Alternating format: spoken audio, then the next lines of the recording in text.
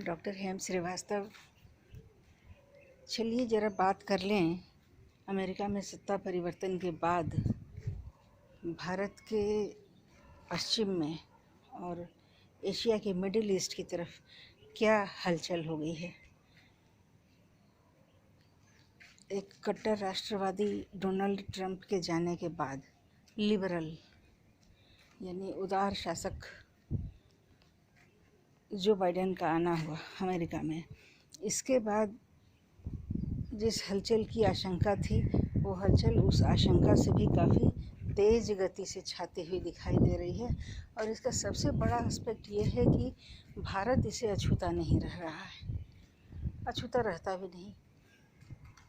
भारत के एंड पश्चिम में इतनी बड़ी घटना हो, उत्तर पश्चिम में, और उसके बाद इस हलचल का प्रभाव भारत पर पड़ना स्वाभाविक है।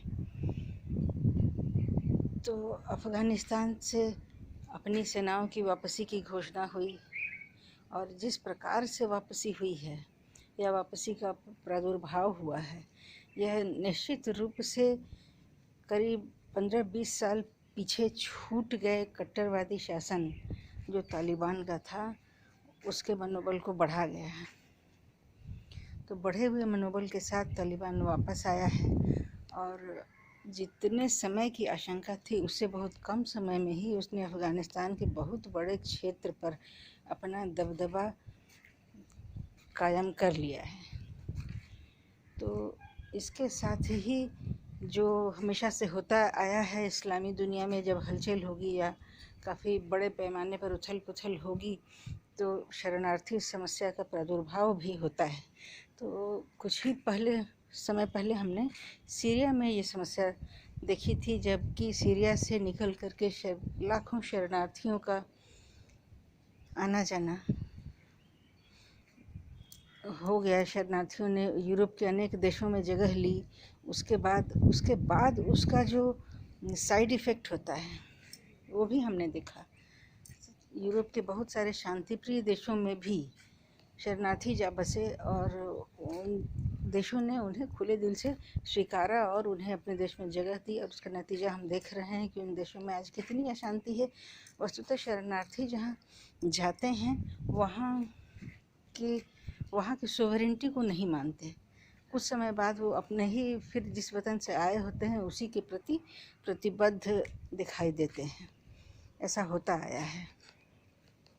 हम भारत में घटी पहले 1971 के आसपास की घटनाओं को याद करें, उस समय करोड़ों शरणार्थी जो कि पूर्वी पाकिस्तान से भारत में आए थे, जबकि जिनका आना इस्लाम के अंदर के प्रतिद्वंद्व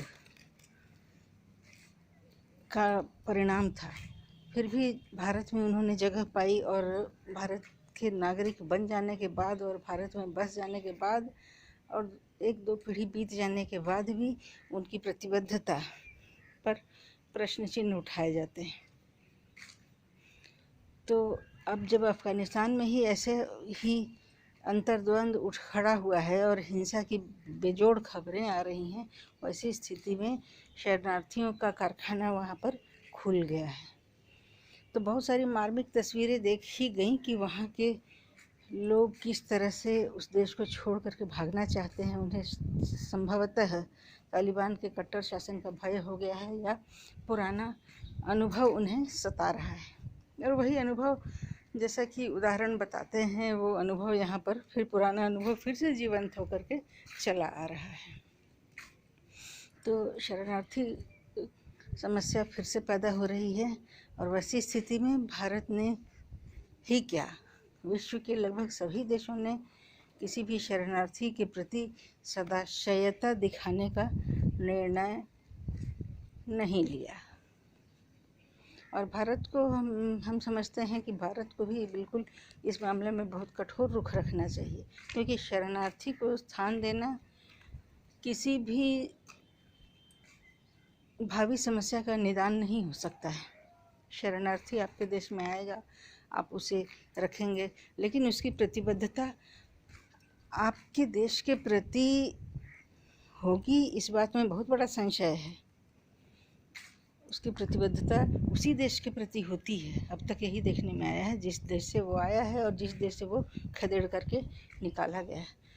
तो ये एक बहुत बड़ी चिंता का विषय है और बहुत अजीब बात हम कहेंगे कि यूएन के सेक्रेटरी जनरल एंटोनियो गुतरेज ने शरणार्थियों के प्रति नरम रवैया अपनाने की बात और अपने देश की सीमाओं को खोल देने की अपील की है। लेकिन ऐसी ये भी बहुत विचित्र परिस्थिति है जहाँ की यूएन को अपने एक निष्पक्ष न्यायाधीश के भूमिका में होना चाहिए था। यूएन को चाहिए था कि शरणार्थी ना पैदा हों या उन्हें तालिबान को फटकार लगानी चाहिए थी, या वैसे देश जो कि अफ़गान समस्या की जिम्मेदार हैं उन पर कड़ा रुख रखना चाहिए था। तो उसके स्थान पर उन्होंने सिर्फ शरणार्थियों के लिए नरम रुख रखने की बात कही। तो वैसे स्थिति में यूएन कितना बड़ा गार्जियन है, कितना बड़ा संसार का अभिभावक है, तो उसकी स्थिति पर भी एक प्रश्न चिन्ह उठता है। फिर हम हाजिर होंगे किसी टॉपिक के साथ, ऐसे ही किसी सामयिक विषय के साथ। जय हिंद, जय भारत।